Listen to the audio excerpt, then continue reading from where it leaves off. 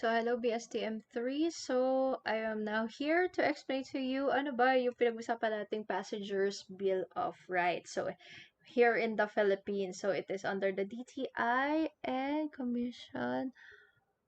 Ano ba yun? So, ayan, it is all covered by the this copy is provided by the Tourism Office or the Department of Tourism here in the Philippines. So, these are the summary of the Bill of Rights for passenger bill of rights. So, first one is upon purchase of the ticket or upon arrival at the airport based on the DOTC DTI admin order number 1 or the passenger bill of rights. So, the first one is the major rights of an air passenger. So, number 1, mag-start tayo from left to right, okay? So, parang hindi kayo malito. Okay? Number 1 is the right to be provided with accurate information before purchase. So, ibig sabihin is, when you book a flight, is when you book it yourself online, please do read the informations regarding to your booking of your flight or airline ticket. Just like your informations, mga rights nyo, and yung mga rules and regulations of the airlines regarding to your ticket. It is all provided on the website during your booking process. Yun lang talaga, mahaba siya at nakakaumay basahin plus B's para for your knowledge and also para sa kaalaman ng lahat, diba? Please do read it once para maintindihan niyo yung mga rights niyo during your ticket. Okay? And also, for pag nagpa-book naman kayo using a travel agent or sa isang travel agency your rights are being explained by the travel agent. So, pag hindi is, if you don't understand something, is please don't hesitate to ask your travel agent before you agreed to finalize the booking of your flight. Next one is the right to receive the full value of the service purchase. So, ibig sabihin nito is yung mga binayaran nyo during your flight or just sa mga bookings for example, like is yung mga baggage allowance, you have the right to receive it, 'di ba? So, pag hindi ka inalaw pero nakasulat naman siya sa ticket nyo, is pwede kang mag-complain. Pero if not, is iba usapan na yan, 'di ba? So, yun, please do read your rights and as well as your services that you are expected to get na nandun sa ticket nyo para aware kayo kung ano ba yung mga dapat yung makuha, if ever may pagkain ba kayo, meron or wala. Next one is the right to compensation. It varies on the situation. Hindi yung dahil ayun, we will discuss it later regards to the right to compensation later this part of the passenger bill of rights. Okay, now moving on to the next one is the right to receive the full value of service purchase. So, ano-ano ba yon? So, the first one is the right to be processed for check-in. So, a passenger shall not be considered late or a no-show and shall not be denied check-in if he or she is within the air carrier's cordon or other designated check-in area at least 1 hour before the published estimated time of departure or the ETD or within the prescribed time set by the air carrier. Ibig sabihin nito is the right to be processed for check-in. Ibig sabihin is, process na to, yung mga nakabold dyan within the air carrier's cordon. Ito is, if yung passenger is hindi siya pwedeng i-deny check-in ng mga counter agents if yung passenger is nakapila na doon sa airport. Ibig sabihin nakapasok na sila sa loob ng airport at nakapila sila doon sa designated area ng pag nag 1 hour na. 'Di ba? Or in advance, diba? Kasi 45 minutes is the closure of the counters of each flight. So, para may 15 minutes time gap nila, yung mga agents is hahanapin nila kung sino yung mga passengers na hindi pa naka-check-in na nakapila pa dun sa line or sa queue para sila yung uunahin. And before para umabot sila sa before the closure of the flight ng 45 minutes. Next one is the right to sufficient process time. So yan is ibig sabihin is ito naman is mga airline companies na go open in advance. For international airports or international flights, you should be inside the airport 2 hours before estimated time of departure, and for the flights nearing check-in deadline is 1 hour before estimated time of departure for domestic flights. So, pero ngayon is, since maraming nagta-travel, 'di ba? Is please to be in the airport hours at least 3 to 2 for international flights is mga 3 to 4 hours before kasi dadaan pa kayo ng immigration at hindi lang naman kayo ang pasahero na dadaan ng check-in counter at immigration. And for the domestic flight is 2 to 3 hours before the flight kasi madaming mga tao nakapila, and also for nowadays for social distancing, we observe kaya medyo mabagal ang process because mas madaming safety protocols na kailangan yung gawin. And also there is also a designated priority lane for PWDs. Diba? And senior citizen and pregnant individual.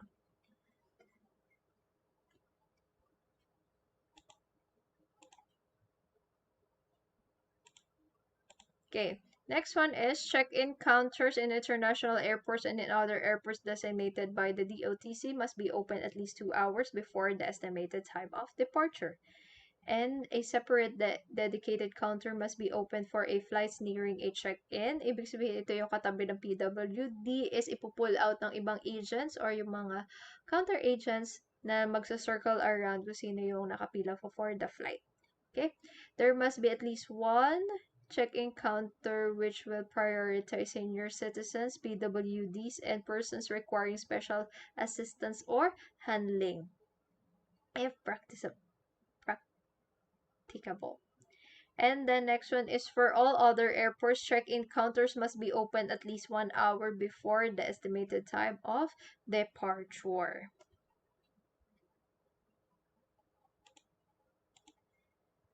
Okay, next will be the right to board the aircraft for the purpose of flight. The general rule is the passenger cannot be denied the right to board the aircraft without his consent. Ibig sabihin is nakapass na sila sa check-in counter, nandun na sila sa boarding gate. But there are exceptions. Remember, guys, there are exceptions to the rules. The first one is overbooking. So, in case of overbooking, the airlines or air carriers must look for volunteers willing to give up their seats.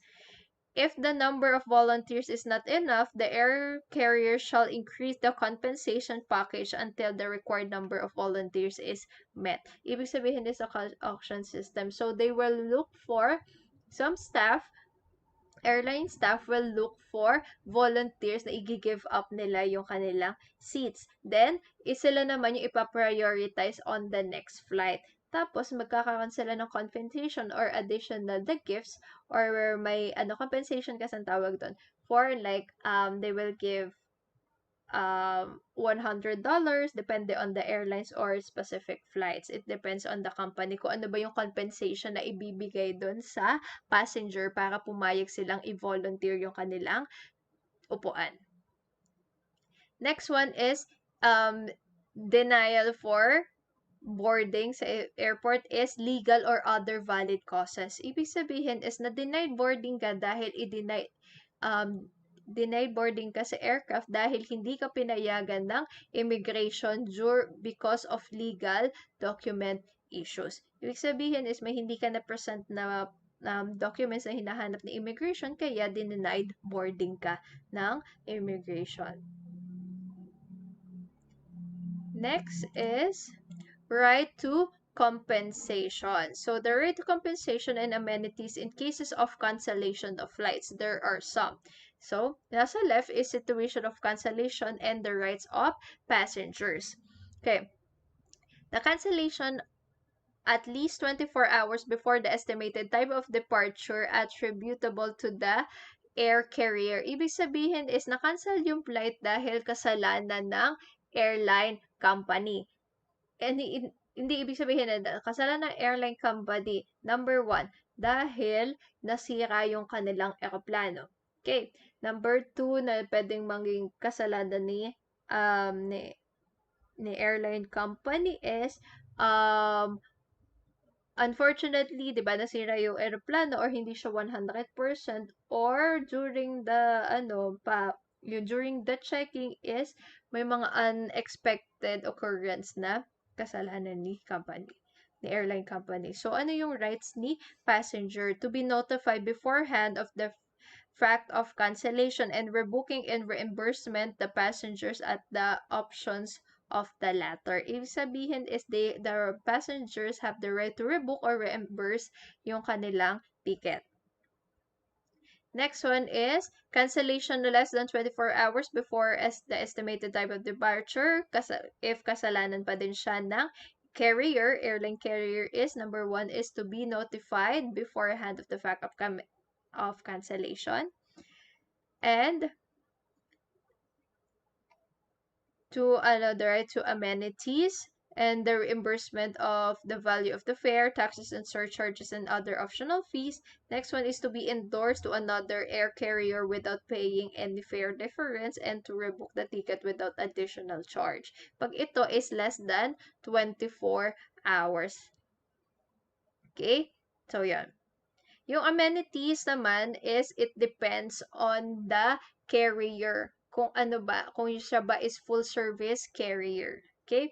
If not, is, please read the mga terms and conditions of your ticket. Doon nakasulat yung mga types of amenities na pwede nyo makuha if any unnecessary cancellation applies. Next is cancellation due to other causes. So, ano ba yung due to other causes? Example is force majeure. Force majeure is cancellation due to natural causes. Force of God. Ibig sabihin is may bagyo, biglang may malakas ang hangin, may thunderstorm, basta cause of nature, it is called force majeure. So, yung mga pasahero na nagagalit na bakit hindi cancel ang flight, kahit alam nila na may bagyo na hindi kasalanan ng airline company, is may mga pasaherong sinisisi pa din ang mga airline staff. So, please be considerate if it causes force majeure.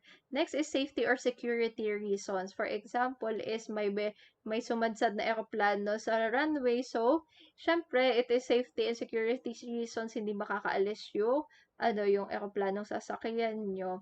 So, it is another cause of cancellation. So, to be reimbursed with the full value of the fare. And safety and security reasons, yung example is due to COVID. Kasi kaya may mga naka-canceled na flights kahit hindi ginugusto ng mga airline companies.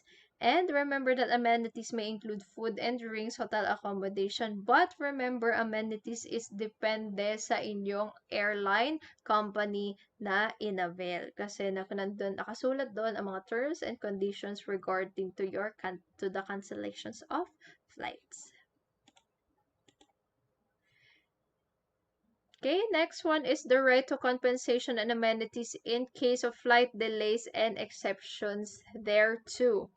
Next one, first one is the hours of delay and the rights of passengers. So, terminal delay of at least 3 hours after the estimated time of departure, whether or not such attributes to the carrier. Ibig sabihin is, if kasalanan man or hindi ng carrier or na airline company, ito yung mga rights ni passengers. The avail of refreshments or meals, may mga pamerienda or pakain, or 2 free phone calls, texts, or emails, and first aid if necessary. Yun, ibinibigay naman if makikitawag, mga ganyan. Next is the right to rebook or refund his or her ticket if the passenger chooses to, and to be endorsed to another carrier. So, ito yung may mga ka-alliance ka. So, doon na pumapasok ang mga alliance companies na pwede nyo ilipat yung pasahero nyo from one airline company to another. Okay, next one is terminal delay at least 6 hours after the estimated time of departure for causes attributable to the carrier. If ito ay kasalanan ni airline company, to consider the flight canceled for the purpose of availing the rights and amenities provided for in the case of actual cancellation. Additional compensation equivalent to at least a value of a sector delayed, and to board the flight if it takes place more than 6 hours after the estimated time of departure and the affected passenger has not opted to rebook or refund. So, ibig sabihin is may mga times na yung mga full service company, yung mga nasa top 10 airlines is pag na-delayed at least 6 hours, dinadala nila sa hotel or pinapakain nila yung mga passengers nila, and they will or search for another flights from other companies na ililipat nila, and also tinatanong nila if i-rebook na ba nila or they will stay in the flight. Yeah. Next one is tarmac delay of at least 2 hours or after the estimated time of departure is to sufficient food and beverage. Ibig sabihin ni tarmac delay is nandun na sa loob na ng eroplano ang mga pasahero pero hindi makalipad because of tarmac delay. Ibig sabihin is hindi makalanding or hindi maka-take off si airplane because of nakapila pa sila or due to air traffic.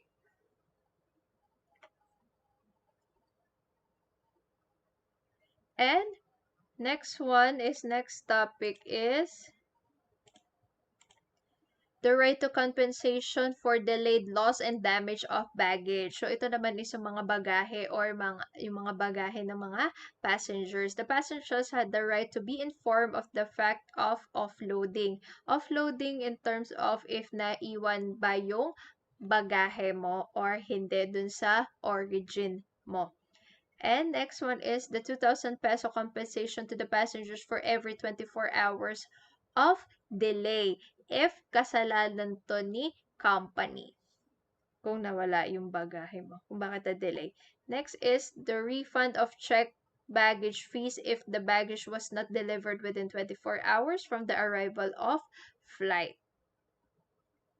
Kasi may mga times kasi na kailangan magbawas ng mga baggage sa aircraft dahil because of load controlling. Ibig sabihin is hindi pantay yung weight distribution ng weight ng all the passengers dun sa bagahe. Ibig sabihin is mas mabigat pa yung dami ng bagahe compared dun sa bigat ng mga tao na nakasakay sa aircraft. So, kailangan i-balance siya. Kaya may mga naiiwan na bagahe. Next is if the baggage is lost or if it suffered any damage for international flights, the relevant convention shall apply. It depends on your flight din. So, babasahin nyo kung ano yung... Kaya yung iba, pag international flights, they will avail yung mga insurance in case of any damages on their baggage. Baggage insurance. Next is for domestic flights, the passenger has the right to a maximum amount equivalent of the half of the amount in the relevant convention for international flights in its peso equivalent. Presumption of loss after a period of 7 days of when the passengers and the consignee should have received the baggage is not delivered, it is presumed lost. So, yun. So, babayaran siya ni either airline company. Next is the right to compensation in case of death or bodily injury of a passenger. Hopefully, none of this happened, but in case of emergency, the international flights, the relevant convention, and the inter-carrier agreements will apply. So, ibig sabihin is it depends on the airline companies and the insurance if kung ano ba yung mga types of compensation with regards to death or bodily injury of a passenger. Yeah. And for domestic flights, compensation will be based on the stipulated amount in the relevant convention which governs international flights.